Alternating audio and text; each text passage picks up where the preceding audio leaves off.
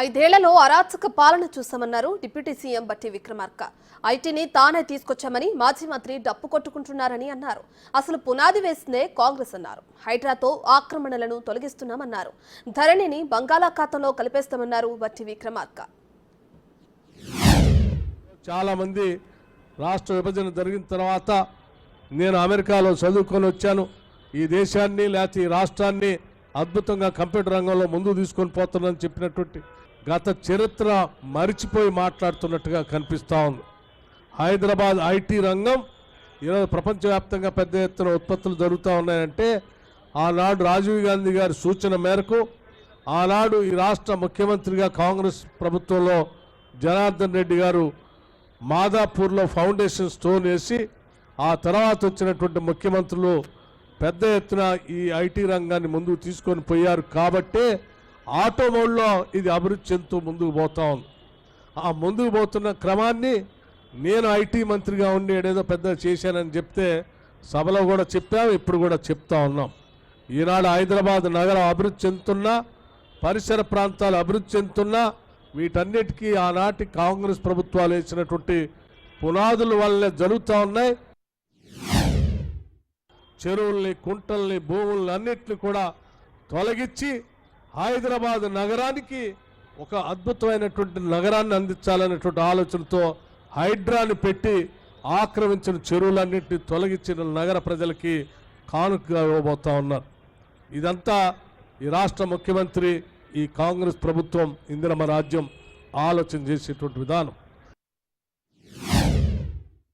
ధరణి అంటే ధనవంతుల కోసమే లేకపోతే భూస్వాముల కోసమే పెట్టినటువంటి ఆ ధరణిని బంగాళాఖాతంలో వేస్తామని ఎన్నికల కంటే ముందు చెప్పాం. దానికి కట్టుబడి ఈరోజు ధరణికి సంబంధించిన చర్చని శాసనసభలో పెట్టాం. చర్చ విస్తృతంగా జరిగిన తర్వాత నిర్ణయం చేస్తామని కూడా మీ అందరికీ తెలియజేస్తూ, ఆనాటి కాంగ్రెస్ ప్రభుత్వాలు ఇందిరమ్మ రాజ్యంలో పేదలకి పంచినటువంటి భూములన్నింటినీ కూడా తిరిగి తప్పకుండా పేదలకే ఇస్తామనేటువంటి మాటని ఆనాటి కాంగ్రెస్ ప్రభుత్వం స్పష్టంగా మేనిఫెస్టోలో మేము పెట్టనే కాదు హామీలు ఇచ్చాం. వాటన్నిటిని కూడా అనేక జిల్లాల్లో ఆనాడు ప్రభుత్వాలు పంచిన భూములన్నింటినీ కూడా తిరిగి వాళ్ళకి ఇస్తామని కూడా చాలా స్పష్టంగా మీ అందరికీ చెప్తూ హనుమంతరావు గారికి కూడా మాటిస్తూ సెలవు తీసుకుంటున్నాను. ₹1,00,000 కూడా రుణమాఫీ చేయలేనటువంటి వాళ్ళు రోజు ఏదో పత్రికలు ఉన్నాయి కదా అని అడ్డగోలుగా మాట్లాడుతూ ఉన్నారు. ఈరోజు ప్రజలు గమనిస్తూ ఉన్నారు. 10 ఏళ్ళు ₹1,00,000 చేయనటువంటి వాళ్ళు 10 రోజుల్లో ₹2,00,000 రుణమాఫీ చేసిన కాంగ్రెస్ ప్రభుత్వం గొప్పదా, లేదా 10 ఏళ్ళు ₹1,00,000 కూడా చేయనటువంటి మీరా మాట్లాడేదని రైతులు వచ్చి వాళ్ళని మాట్లాడుతూ ఉంటే కూడా ఇంకా బుద్ధి లేక ఏదో సోషల్ మీడియా ఉంది కదా అని అడ్డగోలుగా మాట్లాడుతూ ఉన్నారు. రుణమాఫీయే కాదు, ఈ ప్రభుత్వం కాంగ్రెస్ ప్రభుత్వం చెప్పిన ప్రతి గ్యారంటీని చేసుకుంటూ ముందుకు పోతా ఉంది. యంగ్ ఇండియా పేరు మీద అనేకం చేసుకుంటూ పోతా ఉన్నారు.